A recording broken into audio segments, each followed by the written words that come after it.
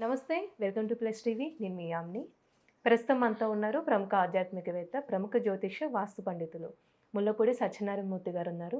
మరి గురువుగారితో మాట్లాడి మనకున్న సందేహాన్ని నివృత్తి చేసుకుందాం. నమస్కారం గురుగారు. నమస్కారం మా యామిని. గురుగారు, మనకి 12 సంవత్సరాలకు ఒకసారి పుష్కరాలు అంటూ వస్తూ ఉంటాయి. అంటే ఒక్కొక్క పేరు మీద ఒకటి.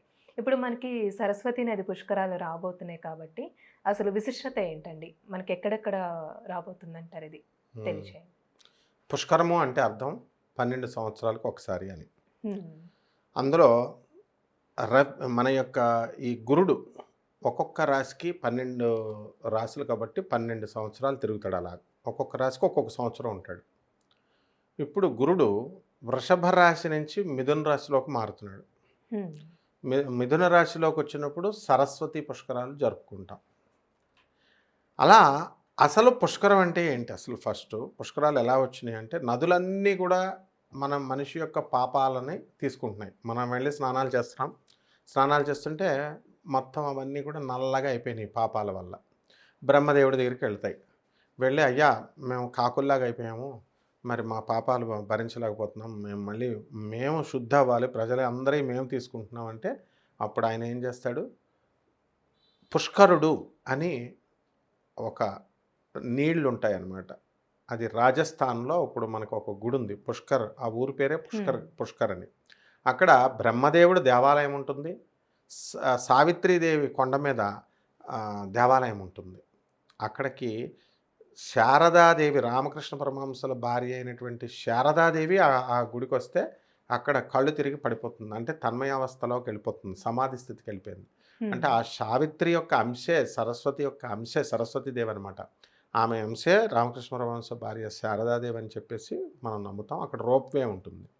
సో ఆ పుష్కరుడు అనేటటువంటి నీళ్ళని, అది బృహస్పతి కమండలంలో ఉంటుంది. ఆ బృహస్పతి కమండలంలో ఉన్నటువంటి దాన్ని ఈ బృహస్పతి ఏం చేస్తాడు? ఏ రాశిలోకి వెళ్తే ఆయన కమండలంతో పాటు ఆ పుష్కరుడు అందులోకి వెళ్ళిపోతాడు. ఇప్పుడు సరస్వతీదేవికి దాంట్లోకి వెళ్తున్నాడు, మిథున రాశిలోకి, సరస్వతి నదిలోకి ఈ గురుడు వెళ్తున్నాడు కాబట్టి పుష్కరుడు సరస్వతి నదిలోకి దూరిపోతాడు. ఆ దూరిపోవడం వల్ల ఏమవుతుందంటే, పుష్కరుడు ఎక్కడుంటే అక్కడ సకల దేవతలు ఉంటారు. 33 కోట్ల మంది దేవతలు కూడా అక్కడికే వచ్చేస్తారు. ఆ విధంగా మొత్తము ఇప్పుడు అందులో స్నానం చేయడానికి 33 కోట్ల మంది జనం దేవతలందరూ ఉంటారు కాబట్టి, ఋషులందరూ వచ్చేస్తారు కాబట్టి వాళ్ళ స్నానం చేస్తారు కదా. ఆ స్నానం చేస్తే మనకి ఆ బూడిద, వాళ్ళ యొక్క వైబ్స్, వాళ్ళ శరీరాన్ని తాకిన నీళ్లు బయటకు వస్తాయి. ఆ నీళ్ళల్లో మనం స్నానం చేస్తే మన పాపాలన్నీ కూడా పోయి పునీతం అవుతాయని నమ్మకం. ఇప్పుడు మన కుంభమేళ 144 సంవత్సరాలకు ఒకసారి జరిగింది. అఘోరీలు అని చెప్పి మొత్తం అందరూ స్నానాలు చేస్తారని చెప్పి వెళ్ళే మనుషులందరూ కూడా వెళ్ళారు. ఆ స్నానాల వల్ల వాళ్ళ బూడిద అంతా కూడా రాలుతుంది. అందులో ఈ యాత్రికులందరూ కూడా చల్లగా నీళ్లు తగిలినప్పుడు ఏమవుతుంది అంటే, వెరీ ఫ్రాంక్గా మాట్లాడుకోవాలి మనం, చాలామంది అందులో 30% మంది యూరినేషన్ చేస్తారు. కాబట్టి ఆ నీళ్ళల్లో మనం స్నానం చేసినా సరే అసహ్యం పడమన్నమాట. మనం ఇది నోట్లో వేసుకోకూడదు, పునీతం అవుతామని ఎలా అయితే చేస్తామో అట్లా ఈ 33 కోట్ల మంది దేవతలు కూడా చేస్తారు. ఇందులో ఫస్ట్ స్నానం చేసేది ఎవరో తెలుసా? గురుదేవుడు అయినటువంటి దత్తాత్రేయుల వారు చేస్తారు. అంటే ఋషులు కదా, ఆయన చేసిన తర్వాత అది కుంభమేళ అవని, పుష్కరుల అవని, ఏదైనా అవని, ఋషులకి అధిపతి అయినటువంటి గురుదేవుడు దత్తాత్రేయుల స్వాముల వారు అక్కడ చేసిన తర్వాత మొత్తం దేవతలందరూ చేస్తారనమాట. కాబట్టి ఈ సరస్వతి పుష్కరాలు మరి ఎక్కడెక్కడ ఘాట్లు ఉంటాయి, ఎక్కడ పడితే అక్కడ చేయకూడదు. గవర్నమెంట్ కొన్ని ప్లేసెస్ నిర్దేశించింది, లేకపోతే ప్రమాదం. అక్కడ ఏమవుతుందంటే, ఫస్ట్ యమునోత్రిలో ఇది జరుగుతుంది. ఉత్తరాఖండ్లో ఉత్తరకాశీ జిల్లాలో ఇది ఏర్పాటు చేశారు సరస్వతీదేవిది. తర్వాత గంగోత్రి.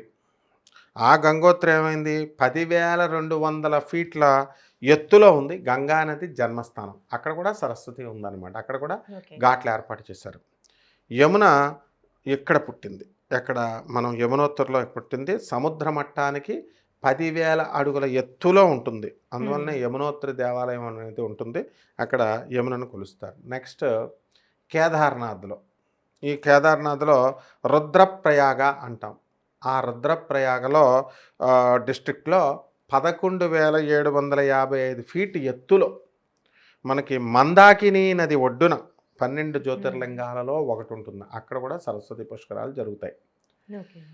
8వ సెంచరీలో ఈ యొక్క గుడిని కేదార్నాథ్ గుడిని కట్టించారు ఈయన ఆదిశంకర్లు. ఆ తర్వాత బద్రీనాథ్ని ఉత్తరాఖండ్లో చమోలీ జిల్లాలో ఉంటుంది.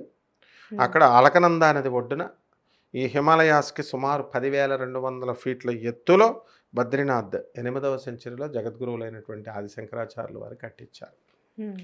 మంచు కప్పెటేసి ఉంటుందన్నమాట. ఇప్పుడు ఏంటి మనకి ఇంకా సరస్వతి కొన్ని క్షేత్రాలు ఉన్నాయి. గంగా యమున సరస్వతి అని మనం ఇప్పుడు ప్రయాగలో చేసాం కదా స్నానాలు, ప్రయాగరాజ్ అంటాం.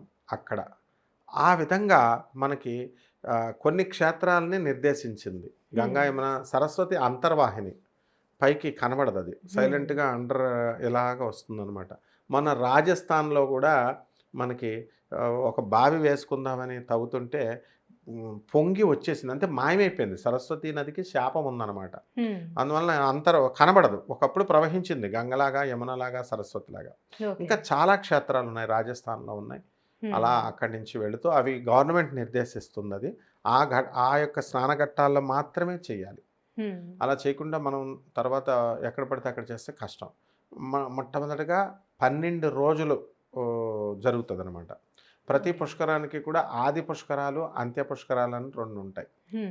ఆది పుష్కరాలు ఏమవుతాయంటే మొదట 12 రోజులు. గోదావరి నదికి అంత్య పుష్కరాలు కూడా ఉంటాయి.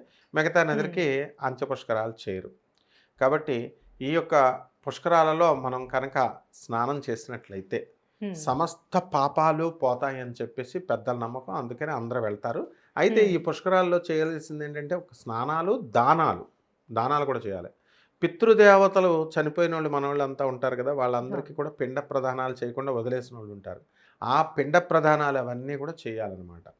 అవి చేసినట్లయితే ఖచ్చితంగా మనకి వాళ్ళకి పితృలోకాన్ని నుంచి వాళ్ళకి విముక్తి లభిస్తుంది. మళ్ళీ జన్మెత్తుతారు. అందుకోసం అని చెప్పేసి ఈ యొక్క ఎవరైతే యాక్సిడెంట్లలో చచ్చిపోతారో, ఎవరైతే కరోనా టైంలో చచ్చిపోయిన వాళ్ళకి పిండ ప్రదానాలు చనిపోయిన వాళ్ళకి, కర్మకాండాలు చేయకుండా ఉన్న వాళ్ళకి ఈ పుష్కరాల సమయంలో అర్ఘ్యాలు వదిలిన, పిండ ప్రదానాలు చేసిన, వాళ్ళ పేరు మీద దానాలు చేసిన మొత్తం క్లీన్ అయిపోయి వాళ్ళకి మళ్ళీ ఉత్తమ లోకాలకు వెళ్తారు. చాలా చక్కగా తెలుసు గురుగారు. ధన్యవాదాలు.